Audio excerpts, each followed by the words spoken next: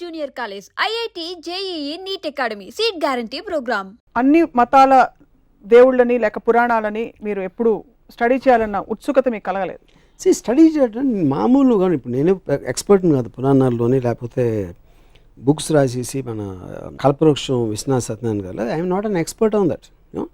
నేను ఒక మామూలు జనంలాగా నాకు తెలిసిన, అంటే నాకు బాలాజీ టెంపుల్లో నుంచి వాళ్ళు కన్నా నాకు ఎక్కువ తెలుసు, గణపతి టెంపుల్, సిద్ధి వినాయక్ ఇక్కడికి వెళ్ళిన వాళ్ళు నాకన్నా ఎక్కువ తెలుసు, రెగ్యులర్గా టెంపుల్కి వెళ్ళే వాళ్ళు కన్నా నాకు ఎక్కువ నాలెడ్జ్ డెఫినెట్గా. నేను ఎక్స్పర్ట్ అవ్వకపోవచ్చు దాంట్లో.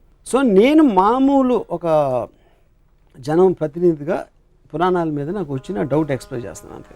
దీనివల్ల భక్తులు యాక్చువల్గా ఎంత డీప్గా వెళ్తే మీకు అంత పోతుంది ఇంప్రెషన్, అది నేను గమనించింది. ఎక్కువ డీప్గా అందుకే భక్తులు డీప్గా వెళ్ళరేమో. కల్పవృక్షంలో మొత్తం డిస్క్రిప్షను సీత సెక్షువాలిటీ మీద ఉంటుంది. అది నాకు రామాయణ విశేషం చదివే వరకు తెలియదు నాకు, ఎందుకంటే నేను అలాంటి లాంగ్వేజ్ నేను చదవను కాబట్టి. ఇలాంటి కాళ్ళు గల సీత, అలా సీతని తను చూసాడంటే అది శృంగారం అనొచ్చు, మీరు ఏదైనా ఆస్పెక్ట్ అవ్వచ్చు, కానీ అది మనం నార్మల్ ఆస్పెక్ట్లో రామాయణాన్ని ఎప్పుడు అలా చూడం. కానీ అది రాసింది విశ్వనాథ సత్యనారాయణ గారు, వాట్ ఎవర్, ఐ మీన్ అది ఎలిమెంట్, అది రాయకూడదా నేను ఆర్గ్యూ చేయట్లేదు. వాట్ ఈజ్ మనకి ఇది వస్తుంది, ఇలాంటిది మనం ఇలా చూడకూడదు అనేది ఇష్యూని మనం పక్కన పెట్టేసి మిగతాదంతా మాట్లాడతాం.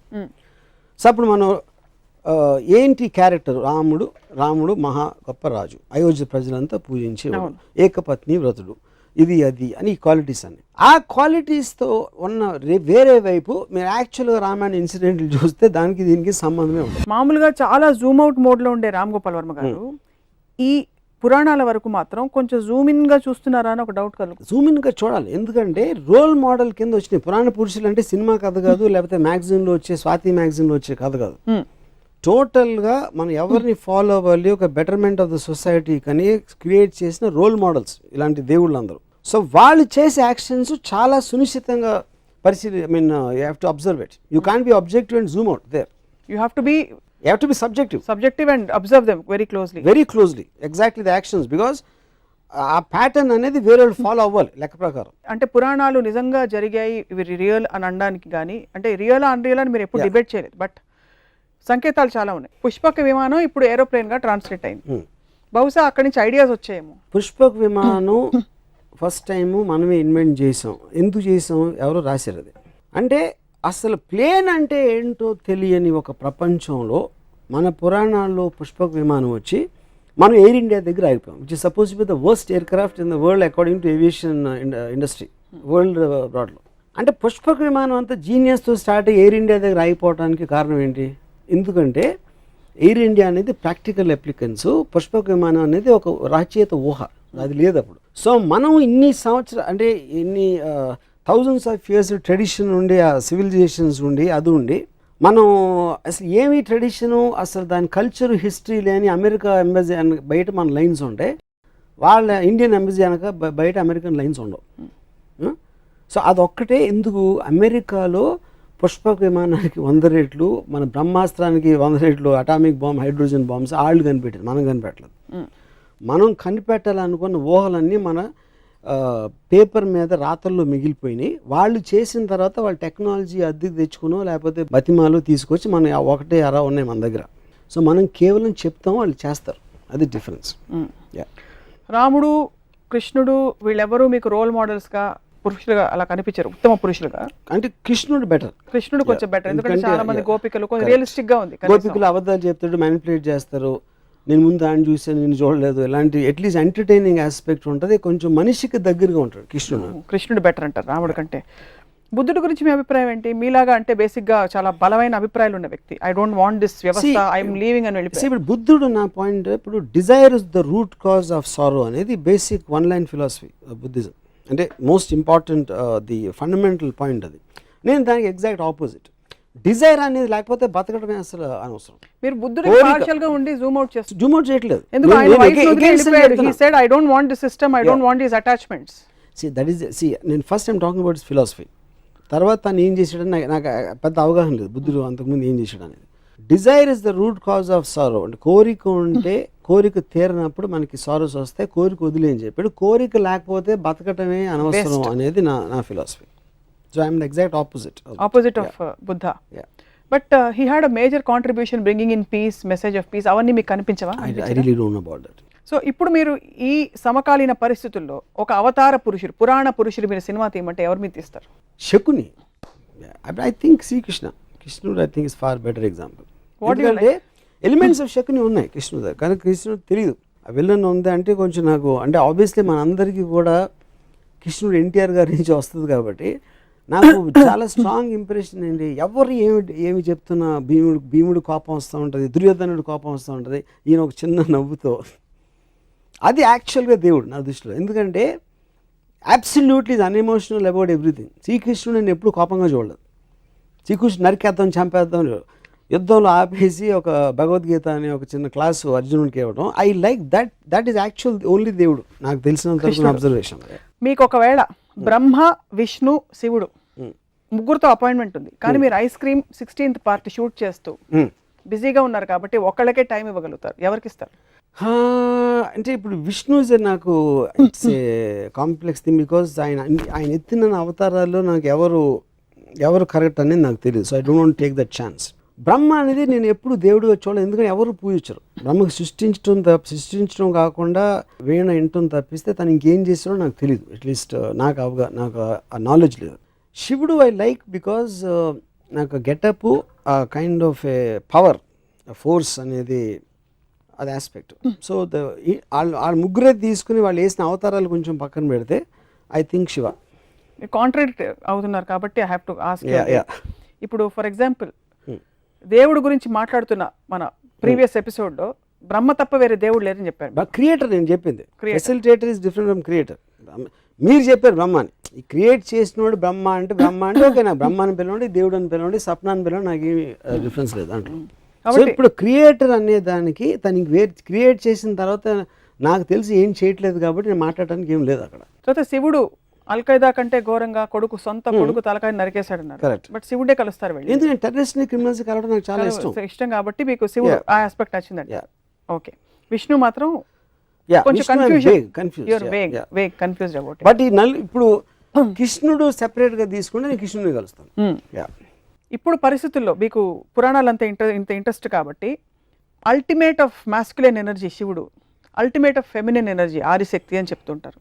ఇప్పుడు సినిమాల్లో సెన్సిబిలిటీస్ మరి మెట్రోసెక్షువల్ అని, అంటే ఆడవాళ్ళు మగవాళ్ళగా కనిపించడం, మగవాళ్ళు ఆడవాళ్ళగా కనిపించడం ఇలా వస్తుంది. ఏమన్నా ప్రాబ్లం ఉందంటారా దీనివల్ల? బికాస్ మీరు ప్యూర్ ఫార్మ్స్ లో ఇష్టపడతారని from what we know of you. అంటే first of all I never saw them as ultimate in masculine or feminine. అదే ఒక ఆర్టిస్ట్ ఇంటర్ప్రిటేషన్ ఆఫ్ దట్. ఇంకా ఇదేంటంటే heterosexual whatever you're talking about, I think it's advancement. మనిషి అనేవాడు creativity అంత ఉంటుంది కాబట్టి కుదురుగా కూర్చోడు కాబట్టి ప్రతి దాంట్లో he will want look for advancements and creative aspects. అలా వచ్చింది అది ఇంకా జరుగుతూనే ఉంటుంది అది. సో మీరు సినిమా తీస్తే will it be on Ramayana or Mahabharata? Definitely Mahabharata. Because more characters, more I mean connectivity and క్యారెక్టర్స్లో చాలా ఏమంటుంది అని గ్రేనెస్ ఉంది. రామాయణంలో రైటర్ కంప్లీట్లీ రాముడి సైడ్ తీసుకుని ఈ just putting all the other characters, ఈడు మంచి ఆడు చెడు ఇద్దరిని డిఫైన్ చేయట్లేదు. అంటే నాకు రావణాసురుడు ఇప్పటివరకు ఈ శూర్పణఖ ఇష్యూ వచ్చిన తర్వాత అంతకుముందు లంక ప్రజలు రావణాసురుడితో హ్యాపీయా కాదా అనేది నాకు ఇంతవరకు అర్థం కాదు. అంటే అమెరికా వచ్చి ఫ్రీడమ్ ఇప్పేస్తుందా లేకపోతే దండయాత్రగా వస్తుందా తెలియదు. సో లంక ప్రజలకి లంకేశ్వరుడు అయితే ఇష్టమైతే అప్పుడు రావణాసురుడు ఎందుకు చెడ్డాడు? కేవలం సీతను ఎత్తుకుపోయినందుక చెల్లెల కోసం, లేకపోతే ఇంకేమైనా చేసాడా తన ప్రజలు కానీ వేరే దేశాలు కానీ అనే క్లారిటీ నాకు, అలాంటి క్లారిటీ లేని చాలా ఉన్నాయి రామాయణంలో నాకు. అందుకని I have not connected to that. But Mahabharatam very much I'm connected because it all related to normal people. చిన్నప్పుడు మీకు ఎవరైనా పురాణ గాథలు, పెద్దవాళ్ళు కథలు చెప్తుంటారు ఇంట్లో, మిమ్మల్ని నిద్రపుచ్చుతో చెప్పడం, ఇంట్లో అమ్మమ్మ కానీ నాయనమ్మ గారి అలా ఆంట్స్ కానీ ఏమైనా చేశారా? లేక మీరు మై గ్రాండ్ మదర్ ఇందాక చెప్పాను కదా ఏదో ఎపిసోడ్లో రామాయణం గురించి she used to keep on telling me. Ramayanam గురించి చెప్పేవారు, రామకోట రాసేవారని చెప్పారు. ఆవిడ చెప్పేవారు రామాయణం గురించి. రామాయణం కథ ఆవిడ దగ్గర విన్నారు, విని ఎందుకు నేర్చుకోకూడదో తెలుసుకున్నాను. దశావతారాలు 10 ఉన్నాయి, 11వ ఉంటే ఎవరు అవుతారు? 11? సపోజ్ దశావతారాల తర్వాత ఇంకో అవతారం ఉంటే ఎలా ఉంటుంది అనుకుంటున్నారు? Maybe NTR the human being. NT రామావతారం. నాకు అందరి దేవుళ్ళు కానీ ఎక్కువ ఎన్టీఆర్ కనెక్ట్ అయ్యాను. ఆయన చేసిన మూలానో వాట్ ఎవర్ మూల, even as a political person. As a politician, as a human being. Yeah, as a human being, I felt that he has far more better qualities than Rama and Krishna, original Rama and Krishna. Like for example? Everything. Like the way he speaks or the way he comes across, whatever it is. పురాణాలు కేవలం ఇది role models అంత hype లేకపోతే కేవలం కథల్ని వాస్తవాలుగా చూడగలిగితే వాటికి తావు ఉందని మీరు అనుకుంటున్నారు? అలాంటి స్టోరీస్ పురాణాలకి దేవుడు కనెక్షను లేకపోతే ఏముంటుందని ఒక లార్జర్ దెన్ లైఫ్ ఆస్పెక్ట్, ఒక దైవత్వం లేని ఆస్పెక్ట్లో కేవలం కథలుగా వస్తే నాకు తెలిసి బి గ్రేడ్ సినిమా ప్రొడ్యూసర్ కూడా దాన్ని యాక్సెప్ట్ చేయడు.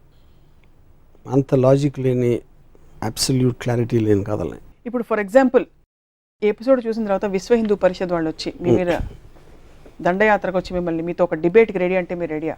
ఇప్పుడు విశ్వ హిందూ పరిషత్ ఎవరు నాకు తెలియదు. ఫస్ట్ ఆఫ్ ఆల్ నా పాయింట్ ఎవరైనా కానీ ఇప్పుడు నేను ఇందాక ఒక చెప్పాను, నేను I don't claim to be an expert on Ramayana. నేను ఒక మామూలుడికి ఆ పురాణాల గురించి ఎంత తెలుసు నాకు అంతే తెలుసు. దాని గురించి నేను మాట్లాడుతున్నాను. అప్పుడు దానికి ఎక్స్ప్లెనేషన్ చేస్తా. నీకు అర్థం అవ్వంది ఏంటంటే శివుడు తన కొడుకుని ఎందుకు చంపాడు, తల నరికి ఏనుగు తల ఎందుకు పెట్టాడు, తన కొడుకు తల ఎందుకు పెట్టలేకపోయాడు అనే దానికి ఎక్స్ప్లెనేషన్ నాకు ఇస్తే I will very happily listen. I will be very glad. I might go and join Hindu Parishad. Join అవుతా నాకు సాటిస్ఫాక్టరీ ఆన్సర్ ఇస్తాయి. సేమ్ థింగ్ అయోధ్యను వదిలేసి ఉట్టి ఎవరో ఒక పాతకి కైకేకి ఇచ్చిన వాటికి రాముడిని పంపేసి అంత ఇర్రెస్పాన్సిబిలిటీతో ఒక కింగ్ ఉంటే దాన్ని అది కరెక్టే తను చేసిన ఎక్స్ప్లెనేషన్ ఇస్తే నేను విహెచ్పిలో చేస్తాను. కృష్ణుడు most intriguing character, most interesting character for you. స్త్రీ క్యారెక్టర్స్లో who is the most interesting character for you in the Puranas? I really doubt any stri character has ever been given importance. Always under the feudalistic as సొసైటీలో రాసిన book కాబట్టి they're always relegated to the background. నేను ఎప్పుడు ఏ character కూడా అంటే మహాభారతంలో to extent జరిగి ఉండొచ్చు అది, బట్ నేను రామాయణంలో మాత్రం అసలు గుర్తు కూడా. రిమోట్ కంట్రోల్స్ అని స్త్రీల దగ్గర ఉన్నాయి, కైకే దగ్గర ఉంది ఒక పక్క, సీతమ్మ వారి వల్లే మొత్తం అసలు రామాయణం అంటే అది ఇన్స్టిగేటర్ ఆస్పెక్ట్కి మూవ్ చేసిన దానికి ఒక మనం రోల్ మోడల్స్ గురించి మాట్లాడతాం. రోల్ మోడల్స్ అనే దగ్గర స్త్రీలు ఎప్పుడు నాకు ఎక్కడ కనపడలేదు. సీతమ్మ వారి సహనానికి ప్రతీక, భూదేవ్ అంతటి సహనం సీతమ్మ వారిది. ఎలాగా అంటే అప్పుడు ఏంటంటే దాన్ని రాసింది నేను ఏం చేసినా పడి ఉండాలి అని మగోడు ఒక స్త్రీని నొక్కి పట్టుంచడానికి ఒక సీతమ్మ వారి ఒక ఎగ్జాంపుల్ ఇచ్చి ట్రై చేశారు ఫ్యూడల్ కైండ్లో. I think that is what it is. So it's not relevant now. It is not relevant. It should not be relevant. What should he have ఇప్పుడు నాకు ఒక normal average Indian housewife she behaves like Sita. I think it is slavery. It is slavery. ఏం చేస్తుంటారు ఇప్పుడు modern Ramayanam జరుగుతుంది, తను ఊరుకోదు ఇలా చేస్తే. ఎవరైనా ఎత్తుకుపోయారండి. ఇప్పుడు ఏ స్త్రీ అయినా వచ్చేసి అడవికి వెళ్ళిపోతే అని భార్య మీరు వెళ్ళిపోతే నేను వచ్చేస్తాను వెనకాలంటదా? ఎందుకు మీరు అడగాలని ప్రవోక్ చేస్తుంది కదా ఎవరైనా. అంటే అప్పుడు ప్రవోక్ చేయకపోతే పతివ్రత కదా. ఏ ఇంట్లో కూడా మన కుటుంబం మనది మనం చూసుకోవాలి ఎవరైనా సరే అనేది ఒక థర్డ్ అబ్జర్వేషన్ ఇవ్వడం అనేది ఏ భార్యకైనా తన రెస్పాన్సిబిలిటీ. అంతేగాని భర్త ఎవరిదో మాట వినేసాడని తను వెనక నోరు మూసుకుని వెళ్ళిపోయి ఒక బొమ్మలా ఉంటే there is no personality in that person. అది మోడర్న్ ఇప్పటి రోజుల్లో వాట్ ఎవర్. కానీ అక్కడి నుంచి మనం ఇక్కడికి వచ్చాం కదా రోల్ మోడల్ అంటే. ఎందుకంటే with time and with we understood it is wrong. So in brief these characters from the Puranas are not relevant in these days and even they don't even make great stories. They were never relevant. అదేదో books లో మనం మాట్లాడి భజన చేసుకోవడానికి ఉంటుంది. Practically you cannot apply and they never applied also. ఏ స్త్రీ కూడా సీతను రోల్ మోడల్గా తీసుకోలేదు. 100% ఐఎమ్ షూర్. సీతని పూజించవచ్చు బ్లైండ్గా ఏం అర్థం చేసుకోకుండా. కానీ ఇంటికి వచ్చి సీతలా ఉండడం మాత్రం జరగదు. సీతమ్మ వారిని రాముడితో పాటు రాముడి పత్నిగా పూజిస్తారు, విడిగా ఎవరు పూజించారు. ఫస్ట్ ఆఫ్ ఆల్ మీరు అన్నది రైటే. సో ఎనీ అదర్ క్యారెక్టర్ మహాభారతంలో ఎవరు మీకు అసలు? Nothing comes to my mind. Nothing comes to your mind. So it was always a male dominated. Because it is return in feudalist times. Which is not relevant in democracy. నిజంగానే అవతార పురుషులు అంటారు, అవతార స్త్రీలను ఎందుకు అనరు? అది point. So what would you like to tell our viewers Varma garu about ఇప్పుడు ఇంత డిస్కషన్ అంటే ఇది డైరెక్ట్లీ కనెక్టెడ్ టు లైఫ్ కాదు. This is all related again to God or anything super aspect. So I don't think the answer will be very different. నా point ఏంటంటే మీకు చదివారు, మీకు ఆనందం వస్తుంది, మంచి మ్యూజిక్ పీస్ అన్నారు, దాంట్లో ఏమైనా అర్థం చేసుకోవాల్సిన అవసరం లేదు. ఆ తర్వాత రాములు వారు ఇలా వెళ్ళారు, రాములు వారు భద్రాచలం వెళ్ళారు అని వినటానికి మీకు బాగుంటే దట్ ఈస్ యువర్ కాల్. మీ ఎలాంటి మ్యూజిక్ ఇష్టం, ఎలాంటి కథ ఇష్టం అనేది మీ సెన్సిబిలిటీ, మీ ఎక్స్పోజర్, మీ ఐక్యూ లెవెల్ అలాంటి రకరకాల ఆటల మీద ఆధారపడి ఉంటుంది. కానీ పాయింట్ ఏంటంటే మీరు పూజించే ఒక గ్రంథం, మీరు పూజించే పురాణ పురుషులు అసలు నిజంగా ఆ పూజలకి అర్హుల అనేది క్వశ్చన్ చేసుకుంటాం అనేది ప్రోగ్రెషన్కి సింబల్. అది ఒకటి నేను చెప్పేది. ప్రోగ్రెషన్ అన్నారు కాబట్టి ఈ క్వశ్చన్ అడుగుతున్నాను. అప్పట్లోనే పురాణాల్లో progressive thoughts, for example homosexuality లాంటి కొన్ని బలమైన, ఇప్పుడు ఇంకా వివాదాస్పదం అవుతున్న కొన్ని అంశాలు అప్పుడే ప్రస్తావించారు. అప్పుడు ప్రోగ్రెసివ్ టైమ్స్ కాదంటారు. అయితే ఇప్పుడు అది ప్రస్తావించి తర్వాత వెనక్కి ఎందుకు వచ్చామన్న, పుష్పక విమానం కట్టేసి ఎయిర్ ఇండియాకి వచ్చి అప్పుడు అది చెప్పి ఇప్పుడు కూడా సెక్షువల్ రిప్రెషన్ పెట్టి అప్పుడు అక్కడ ఏదో మనం టెలిస్కోప్ దిక్సూచి ఉంది అని చెప్పి ఇటలీ అమెరికా కనిపెట్టిన 40 సంవత్సరాలకి మన దేశానికి వచ్చి అక్కడ కనిపెట్టి అక్కడ ఎందుకు ఆపేసి, ఎందుకంటే మనం కనిపెట్టలే, ఇది అదేమీ లేదు, అది ఎవరో రాసుకున్నారు. ఆ పర్టికులర్ రాసిన అతను తనకి గే ఫీలింగ్స్ ఉంటే తను రాసేసి ఉంటాడు.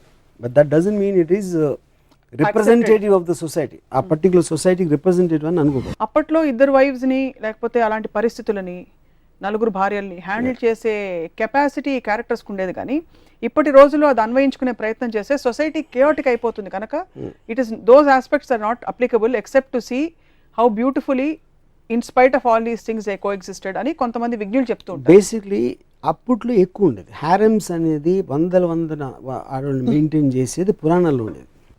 In any religion including the kings, 1940 ముందు ఉన్న ఇండియన్ కింగ్స్ కూడా they use to maintain a lot. So the point of complete అమ్మాయి ఆడవాళ్ళకి ఫ్రీడమ్ ఇవ్వకుండా ఇష్టం వచ్చినట్టు బతికే ఆస్పెక్ట్ అనేది ఫ్యూడలిజంలో ఉంటుంది. And all Puranas are connected feudalism. ఎందుకంటే రాముడు వాళ్ళందరూ రాజులు, మహారాజుల కాలంలో జరిగిన స్టోరీ అది. అవును.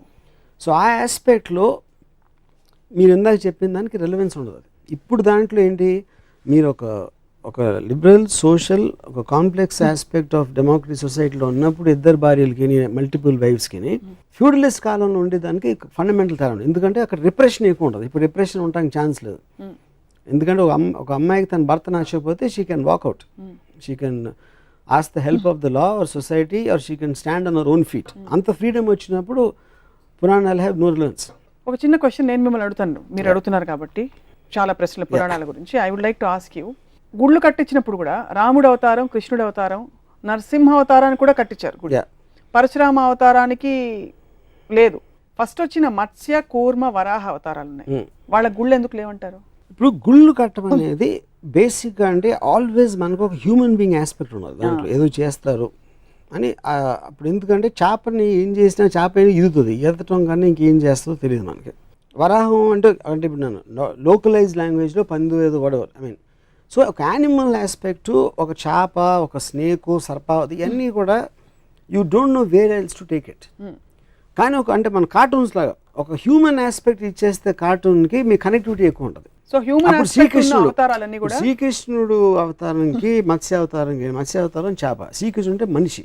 అప్పుడు ఎలా ఉంటాడు, ఏం చేశాడు, తను పొద్దున్న లేచి ఎవరికి పుట్టాడు, ఎలా పెరిగాడు, బాల్యం, తర్వాత ఏం చేశాడు, ఇవన్నీ ఉంటాయి. కాబట్టి మీకు కనెక్టివిటీ అనేది జరుగుతుంది ఎక్కువ, which is the reason why human shapes అనేది ఇంపార్టెంట్ అక్కడ.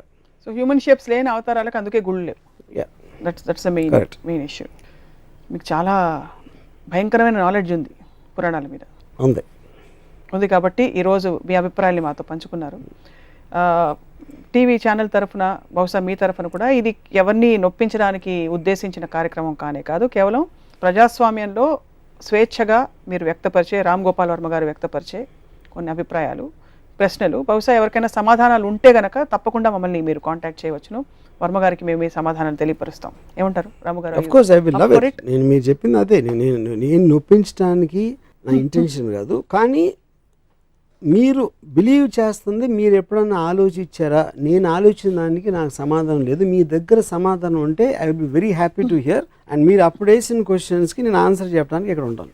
So closing on a positive note, ఒక అవతార పురుషుడు, ఒక ఎగ్జాంపులరీ హ్యూమన్ బీయింగ్ని మనం రోల్ మోడల్గా పెట్టుకుని ఒక సొసైటీకి ఒక గైడెన్స్ అవుతుందంటే మీరు ఎవరిని సజెస్ట్ చేస్తారు? అది ఇంపాసిబుల్, జరగదు. ఎందుకంటే ఏ మనిషి కూడా ఒక దేవుడి లెవెల్కి వెళ్ళాడు. దానికి కారణం ఏంటంటే మనిషికి జెలసీ అనేది ఇన్హెరెంట్ బై నేచర్. సో ఒక టైంలో మనం చాలా టైం అయిపోయింది కాబట్టి మనం గాంధీ గారు మహాత్మా అంటాం. కానీ గాంధీ గారు ఉన్న టైంలో ఆయనకు చాలా పొజిషన్ ఉంటారు, రకరకాల క్రిటిసిజం ఉండేది. సో ఇప్పుడు ఇవాళ రోజున సేమ్ గాంధీ క్వాలిటీస్తో ఉన్న ఒక మనిషి వస్తే, ఒకవేళ ఇవాళ మన పూజ్యని బాపూజీ అంటున్నాం, TV9లో వికట కవిలో వేస్తారు ఫస్ట్. వికట కవిలో వచ్చిన తర్వాత ఎవ్వరూ లీడర్ అవ్వలేరు దాని తర్వాత. సో మనిషికి ఇంకొక మనిషి మీద రెస్పెక్ట్ ఉండటం అనేది జరగదు, ఇంపాసిబుల్.